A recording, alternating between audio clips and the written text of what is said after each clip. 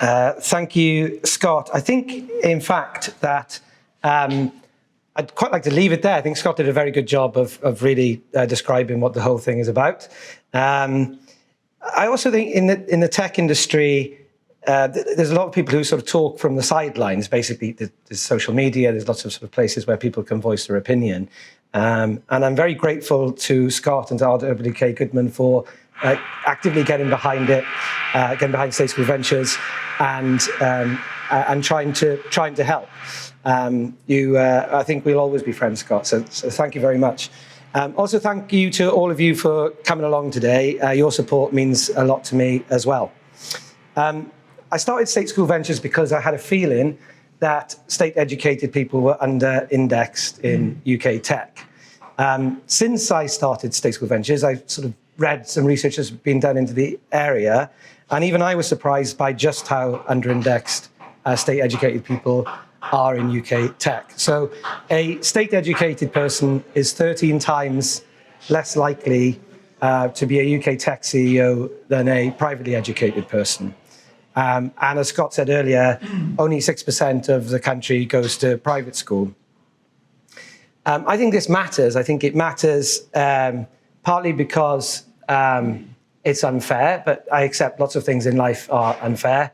I think it matters more because we're in a global foot race for talent, and we are on the cusp of an industrial revolution, I believe, whereby a country's ability to get the most out of the talent that is within it and to retain its talent is going to be critical in terms of what the next kind of new world order shapes up like. So Keir Starmer knows this, Donald Trump knows this. You will see lots of stuff in the press about retaining talent. So how do we stop British companies from going overseas? How do we stop talented engineers, scientists and entrepreneurs from doing their work other than in Britain? Because if you end up on the wrong side of it, if you end up being a customer of the new industrial revolution, it might be so profound that the barrier that's created means that you'll never get a seat at the top table again. So it could have a very large generational effect on what happens to Britain in the next, say, 100 years.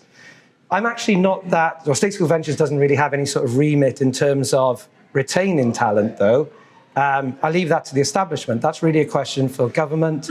It's a question for universities. And it's a question for larger, established tech companies.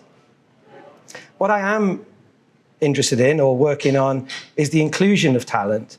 So the ability to include as many of our talented people as we possibly can, wherever they might be, to increase the number of talented scientists, engineers, entrepreneurs, typically, who are doing their best work. And that's really what State School Ventures is all about.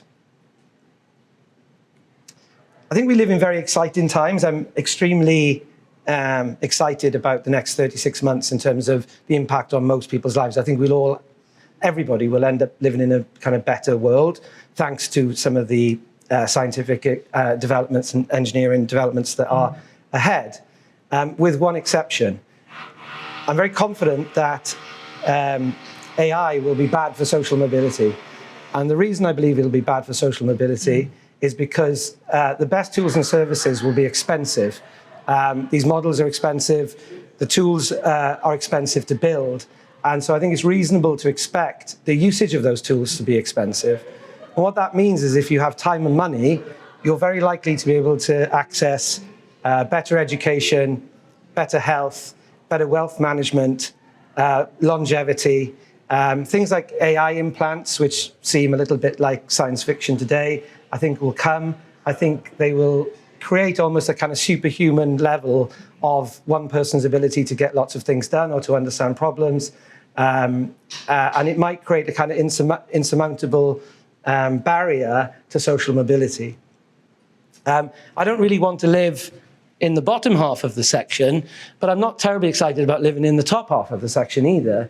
And the reason for that is I think social mobility is one of the best things about being alive.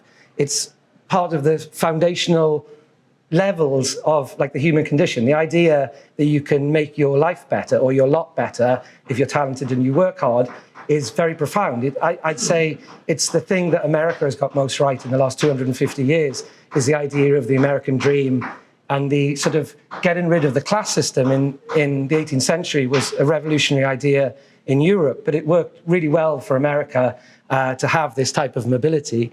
And I would argue that whoever has the most mobility will, going back to the sort of cusp or the point in time that we're at, will have an advantage over those countries that don't have social mobility, because they'll have a larger talent pool from which to fish. So what is State School Ventures? It's, in its simplest form, it's an 8-week accelerator program, which is open to anyone that attended state school that is yet to raise any money. So it's just, the founders are as early as they can possibly be in their journey. It's free, requires no relocation, and it runs every month. There's an application form on the website, so it's selective. And so far, I've run 5 programs with 8 founders, and I have 2 fundraising. So it's selective at the start, but not everybody who does the program ends up founding a company and raising money via the program. But that's where I've got to so far. Sometimes people ask, how do you identify talent? Obviously, the very early stage that we work at, is you can't really do due diligence. There's no product often. There's certainly no revenue. So you're really kind of judging the person. And so in terms of what I look for, the sort of table stakes are resilience and resourcefulness. I've never met an entrepreneur who isn't both resilient and resourceful. So you need to, be able to demonstrate that the founder is resilient and resourceful. And then I generally look for at least one out of the following 3 things. Can you build, can you sell, or do you have some unique insight into a particular problem? If you can build, sell, and you have a particular insight into a particular problem, and you're resilient and resourceful, then you're in a very good position. But of the bottom 3, I'd say if you can do one of those things, then you have a chance of being a good entrepreneur. In terms of what we do on the program, I want to talk a bit about how we attempt to kind of level the playing field, and to start with what we can't do. And what we can't do is we can't give someone time and money, right? So if you can afford to live without income for a long time, you have a huge advantage in your ability to create a startup. But you can spend 18 months without income or on a low income, especially if you live in a big city, then you can validate what you're doing, you can find co-founders, you can speak to investors, you can speak to other founders. If the wolf is from the door from a kind of monetary perspective, it just gives you a big advantage. We can't do that at State School Ventures, unless someone here works for a bank, and I'd like to be able to do something like that. But as at today, we can't do that. So what we can do is we try to create a culture of excellence. So a culture where people are trying hard, working hard, and are competent. I think if you've worked in an environment like that, or if you went to a school that was like that, or if your friendship group is like that, or even if you've been in a sports team or a band that was like that, it makes a huge difference. The amount that the people around you are trying, I think, creates a kind of social currency, a social contract, and it will dictate how hard you try. And I think it is one of the foundational reasons why sort of excellence, often you have pockets of excellence that breed a lot of innovation and a lot of success. So we try and create a culture of excellence. Knowing someone that's gone before you is very important. We introduce founders to people that have done something similar to what they're trying to achieve. I saw an interview recently with Quentin Tarantino, who at 26 was working in a DVD shop miles from Hollywood. And he had an epiphany where he just thought, what am I doing here? Up until then, he satisfied himself that he was working in film. But he thought, I'm not really doing the work in film that I want to do, which is I want to write films. And so one New Year's Eve, he decided, I'm going to move to Hollywood, and I'm not going to do anything for money that isn't writing films. He moved to the outskirts of Hollywood because he couldn't afford Hollywood. But when he got there, within weeks, he met someone who was earning $12,000 a year writing films. And Tarantino will say that was the moment that he knew he could be a screenwriter. And the reason he knew it is because he just met someone who was doing it for money. $12,000 was more than he was earning in a DVD shop. And now he knows someone who is doing it, and he thinks, well, I'm not that much different from that person. So I think seeing someone who's gone before you is extremely important. Raising ambition, so just to ask the question of like, what is the most ambitious version of this thing that you're working on? And let's shoot for that. You know, don't look for a result that's good enough for you. Look for a result that's as good as it could possibly be. And then finally, by introducing people to people within the network, then obviously if there's a fundraising event, then they're in a kind of better position to be able to raise money. I don't want you to feel sorry for me, but like to do State School Ventures well is a lot of work. And the reason it's a lot of work is you have to hit the road. I don't think you can do it like sitting in an office in London. If you expect people to come to you, then it's not like if someone can already navigate the sort of London venture capital community, then they're probably not overlooked like non-obvious talent. So they're already kind of in the club. Then I think they don't probably need that much help. So there is a lot of sort of ground to cover. The second is that you have to be inclusive. I don't think you can rely on normal, again, venture capital kind of cues. You have to get to know people probably a little bit better to understand what's motivating them, and that requires time.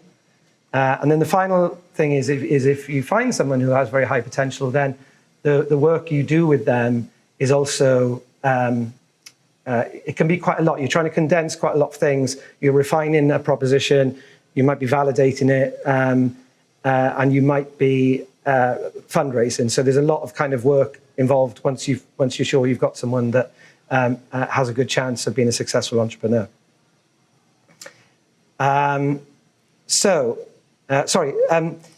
The last point is I do think there's something, so the ambitious side of State School Ventures is I think there is a rethink of the relationship between talent, outcomes and venture. I think that the system that we have is getting on a little bit. There hasn't been that much innovation in terms of how it works, how talent is identified and how it's kind of elevated into a position where it can reach its potential. And I think, you know, in the coming era, that will change and it kind of needs to change.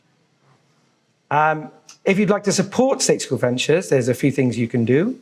The first is you can post about today, you can post that you were here, share it with your network on socials. The more people that are aware of State School Ventures, then the better.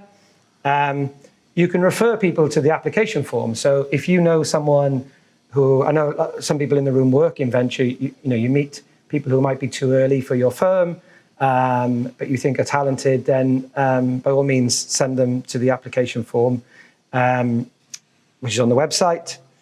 The next thing is sponsorship. So if your company would like to support State School Ventures, then I can talk to you about that.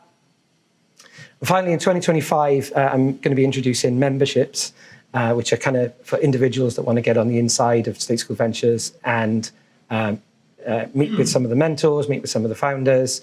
So again, you can talk to me about that if it's of interest.